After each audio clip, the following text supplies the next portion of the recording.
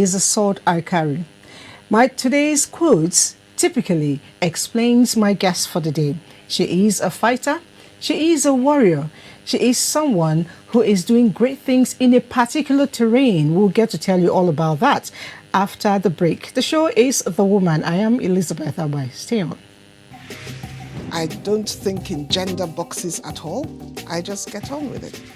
A man that would dare to ask the wife, who do you think you are? That is a real man. In fact, our husbands are our firstborns. The husband needs more attention than even the children. It's not only about work, it's not only about family. They need to take the time to look after themselves, and we don't. We don't do that. They took my money. I paid every fees. I never asked to be hoisted as a governor. I wanted to be allowed to go out there and contest for the position of governorship candidate first. There's nothing greater than looking back and seeing that while you were aspiring, you were able to inspire others. Power to women. Yes. We need to have more women, more multitaskers around Nigeria to get Nigeria working. Definitely.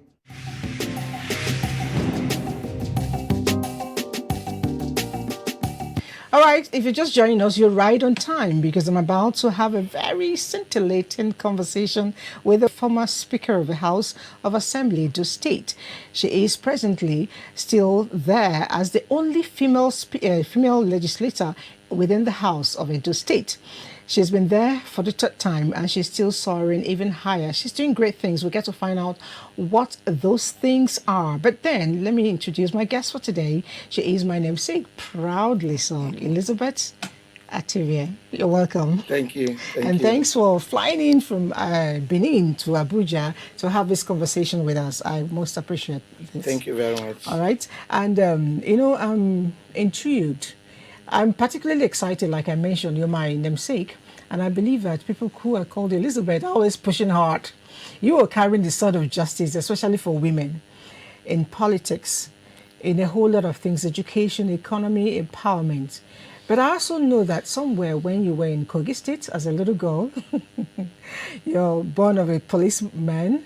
I kept wondering, as a 6-year-old child, when you were in the secondary school as an 18-year-old girl, did you ever imagine you would be this? Thank you so much. While I was growing, I just discovered that at every stage of my growth, even the primary school, I was always elected as the head girl. In the secondary school, I was also always elected as the prefect. Even when I was in a nursing school, I was always the leader, either for good or for bad. So I like that bit. Which one is good or bad?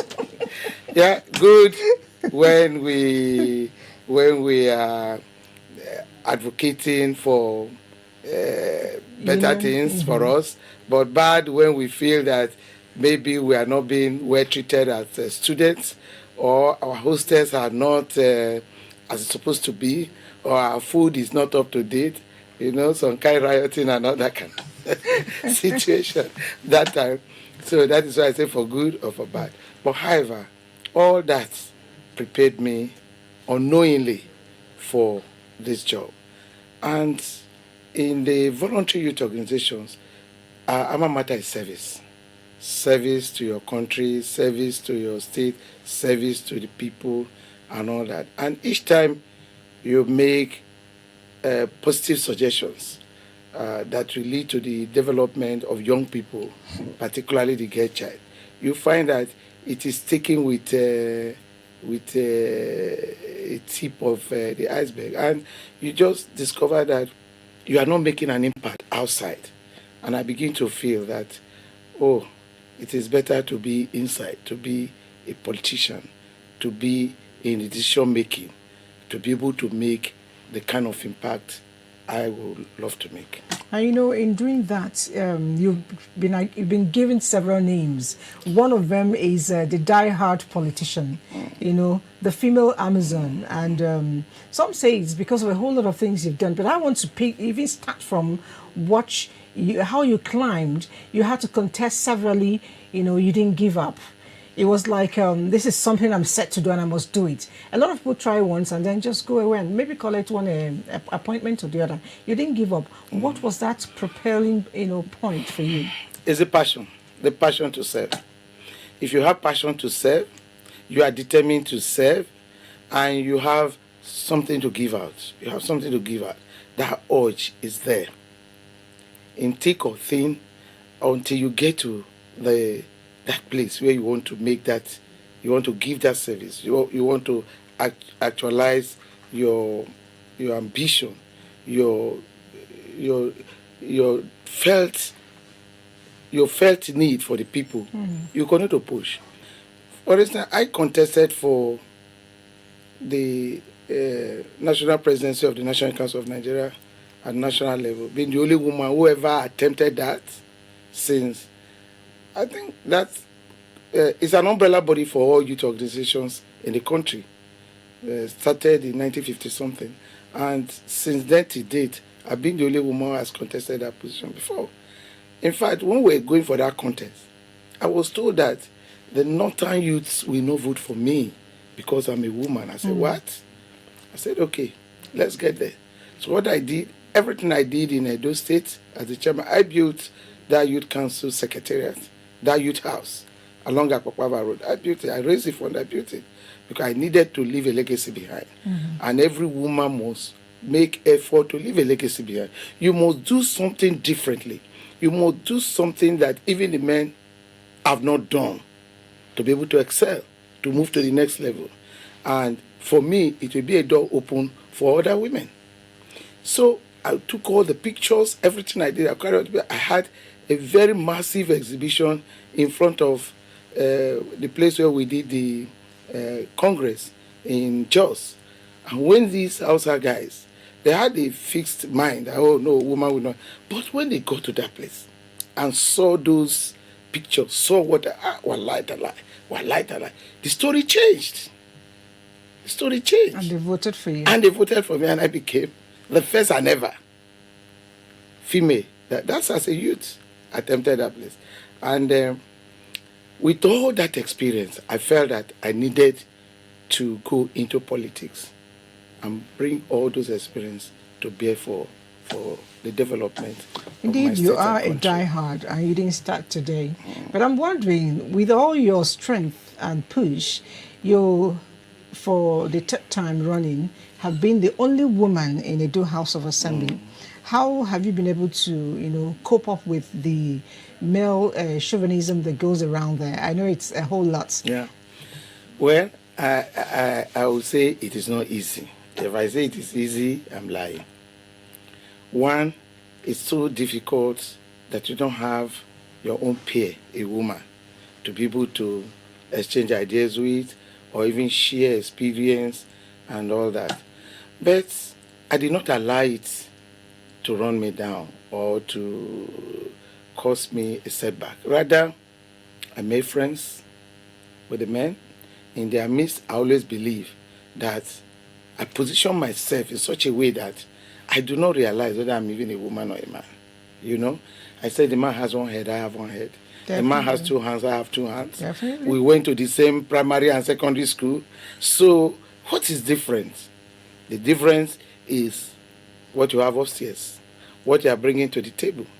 And if you make positive and concrete contributions to deliberations, either on the floor of the house or in our meetings, the day you are not in the meeting, it's cold. They will look for you. They will go asking for you. So someone asks, why are you always coming? When you don't even have a godfather? I say, yes. One, God is my godfather. But two, I have to work harder. I always go into areas nobody has gone into before. Like what endeared me to my people, that they kept on asking me to go back. And even if I contest tomorrow, they will still ask me to go back, is my free healthcare program. When I was campaigning, I discovered that we do not have enough, we don't even have a hospital. The Humode local government is the only local government that does not have a general hospital. And even the health centers that are there do not have doctors, they do not have adequate health care. So I said, since I have a basic nursing experience. Let me go into that. You cannot solve all the problems, but take the one you can solve. Especially when it's And close to your calling. Your exactly. career. They call it hospital on the wheels. We go from community to community, expose our people to basic health care. And you know what we discovered? People have hypertension, people have diabetes, and they don't did not know even about. see it as a medical issue. They see it as one uncle winch somewhere there, one auntie who did not want, because I have the first son, they want me to live and enjoy the fruit of my, that kind of stories. But we were able, our nurses were able to get them down, show them the test and say, this is what you're suffering. Gave them treatment, and they saw they were better. They can go to farm, they can enjoy themselves, and they believe. That's really impressive. And these drugs, hypertension, diabetes, is not something you can cure. They have maintenance drugs. So that's why every Thursday we're out. You were doing well as a woman, and for a while, a very, very long while really, you've been alone. And you say you miss your gender. I'm wondering, what are you doing to ensure that more women come on board Yeah. so that you won't die of loneliness, so to speak? I am doing what is called mentorship, mentoring a lot of women. And in fact, I arrange programs and activities where we remove those old wise tales that our women listen to, that make them stay away from politics. Oh, it's dirty, it's muddy, it's this, it's that. All those tales keep them away. They are afraid. We have women who are educated. We have women who are intelligent. We have women who have what it takes to be a politician, to be governors, to be president, to be whatever. But many of them are not in politics. The majority of the women that has been in politics over the years are the kind of women we call low quality women. They don't have the education. They clap, they sing, they dance, and serve food for the men. But it's changing fast.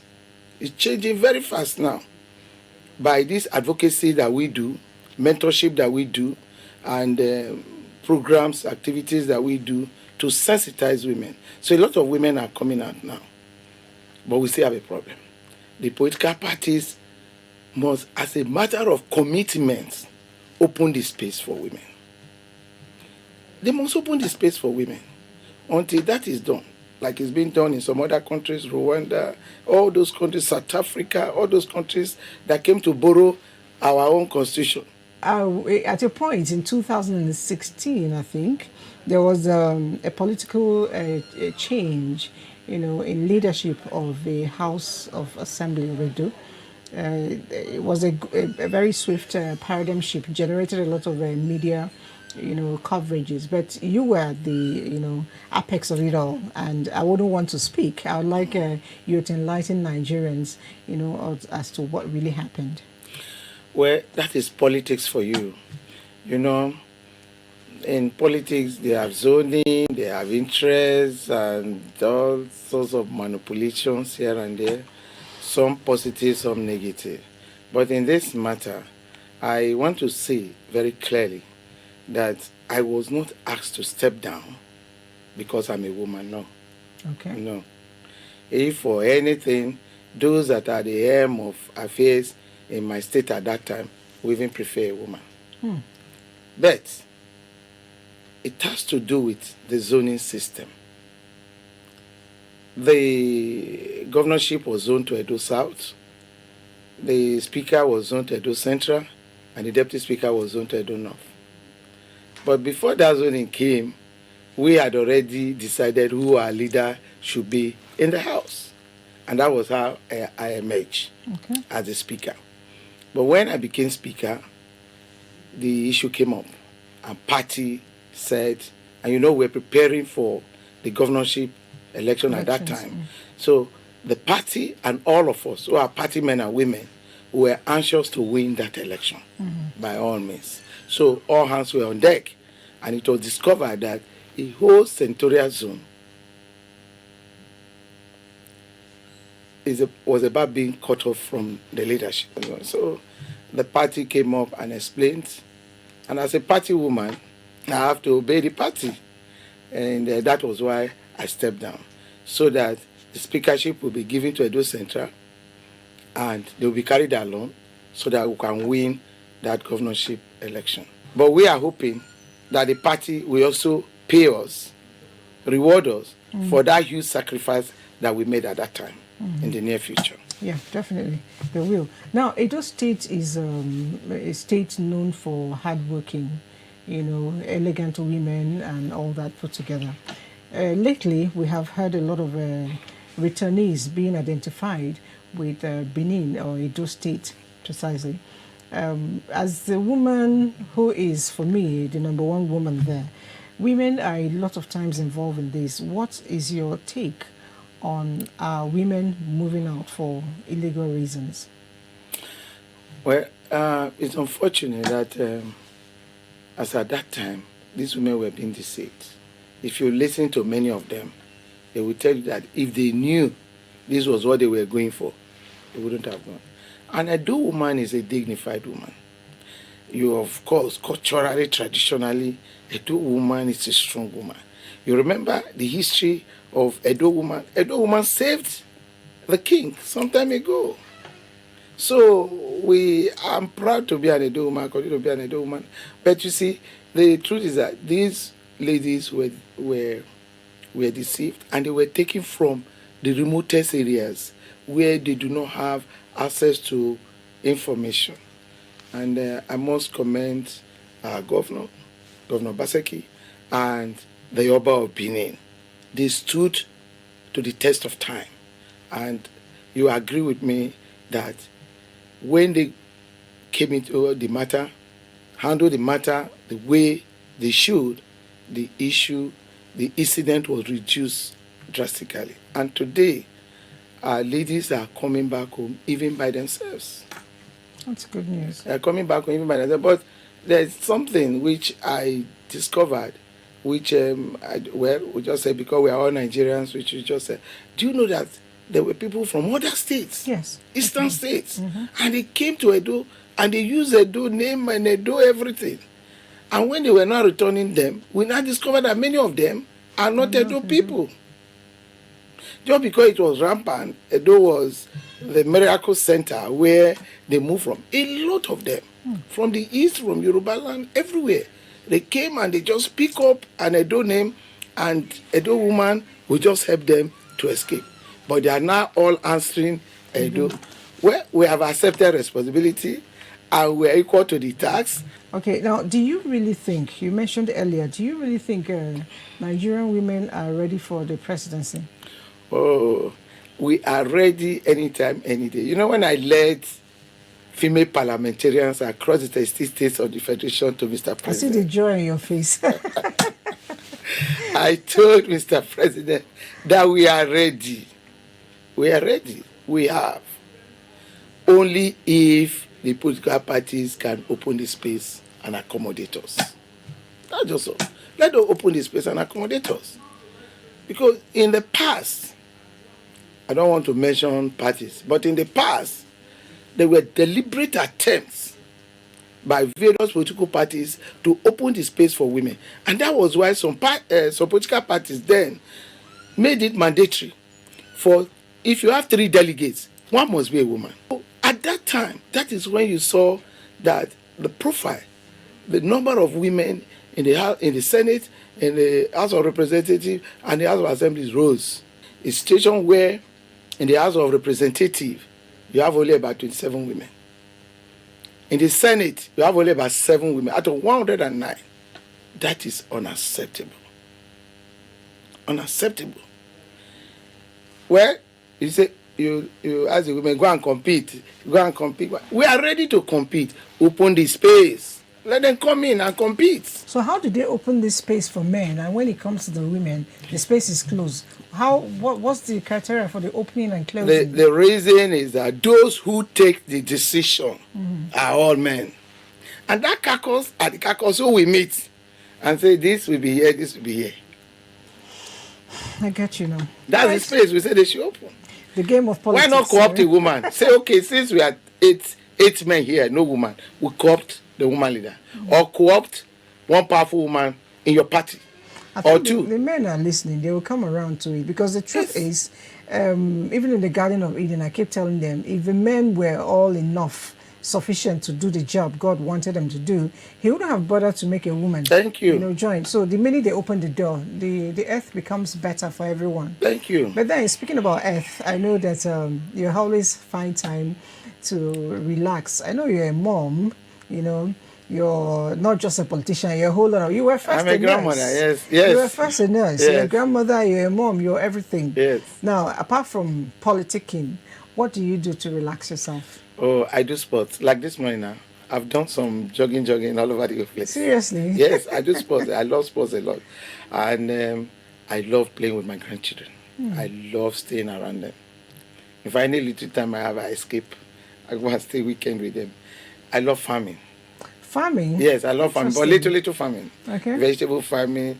I love to plant a corn, see the corn grow, harvest the corn, cook it and eat. For me, It's a joy. I just watch. So I love to see those things. Not big farming, but those small ones. Garden behind the house, help you to exercise yourself and come back again, But I love traveling. Okay. Somebody told me that because you're a daughter of a policeman, that's why you're very forceful. Yes, that's one of the reasons. Because I grew up in the barracks. I actually grew up in the barracks. I left barrack when I was 18. Because those days, not now, where you find old children in the barrack, big boys. Those days in the barrack is a law that by the time your child is 18, you cannot stay in the barrack with you anymore. So you see parents struggling to make sure that they give their children the best of education. So that by 18, she's getting ready to go and marry. Oh. Yes. The girls by 18, if you are going to be a nurse, if you are going to be a teacher, whatever that is your passion, that is you want to do, your father as a policeman will do everything possible, and your mother, to make sure that you get high early, so that by 18, it's either you are getting married or you are in the hostel where you are doing your schooling or something. You can't remain in the barrack after 18. And that was very good. At that time, policemen were really training their children because of that rule. But now, those barracks, I don't know how they are now. And it toughened us to work hard. As early as 5 a.m., you are up, shining your father's shoes and clothes to go to... You did a lot of it. I see the way you're moving around. Yes. Shining your father's shoes to go to work, because that's where the money comes, where you are trained. I'm so grateful for spending your time. So how time flies. It's already time up. Thank you so much. Thank you so much. Well, if I didn't pick anything, I'll always remember that you said, if you fail, you should try again. And she didn't just say it. She actually has lived up to that. She failed severally during the election periods when she was trying to get to the house, but she never gave up. She tried until she is where she is at the third time. All right, it's a lesson for all of us. Whatever you think you want to achieve, set your mind to it. You definitely will make it. The program has been wonderful, speaking with Elizabeth Ativie, Right Honorable Member in the House of Assembly of Edo State. Do join us again next week. I'll bring another exciting personality. For now, it's bye-bye.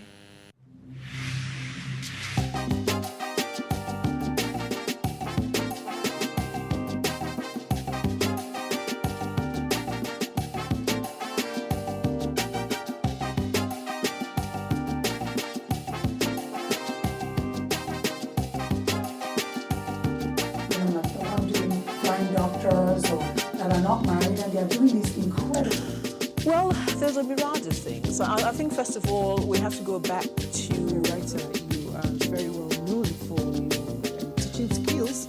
Your students speak a whole lot about you. Miss Nigeria competition. I said, let's pick them up, let's take them back to Nigeria, and let's teach them a different kind of job.